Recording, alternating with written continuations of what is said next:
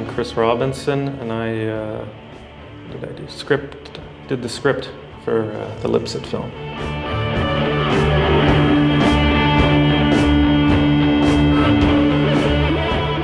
Introduce yourself. Well, sorry. Just get the simple stuff out of the way. Okay, yeah, I'm Theodore Ushev, and I am doing this film about Lipsett. Translation, he's Theodore Ushev, and he directed the film. Directed? I'm drawing this film. This was the first place that Lipsett worked. It's not even a studio. And here was his moviola, and where he was making the editing of his film. Somewhere here there were the garbage can with the films, and so he was staying in the night and finding the stocks from the garbage cans and turning back. All his films he did it in the night, which is scary because I do all my work in the night. It's like. Do you go through garbages too? Kind of. Well, I go on YouTube, which is the same. Pardon? Another one. There's nothing more enjoyable. He was the first who started actually making films with this cut-ups technique. This whole project has been like a Lipsett film. It's a cut and paste. It's cut and paste. But from our lives into his, and even the script mixes stuff that's totally taken from my life, but also seems to fit him quite well. And then there's the other parts of the script that are completely taken from his films. And I think that was the original idea I had, to construct a script that was entirely made up of lines from his films. La rentrée des classes, des visages, des voix, ça me fait peur. Il y avait une forêt derrière l'école. J'errais, seul, sans but. C'était facile de se perdre là-bas. Personne ne me retrouverait jamais. I think we started getting into all sorts of psychological ideas, and Jacques Lacan, that mirror theory of his.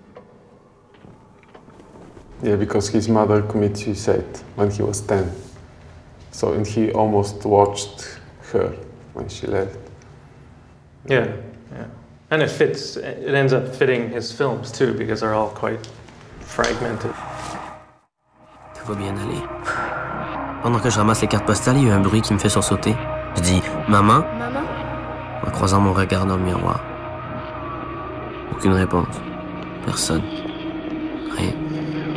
Maman rentre jamais à la maison. Structure. Structure? What's the structure? There is no structure. I would say that's really a dangerous thing. Do you think there's any way we can correct this situation?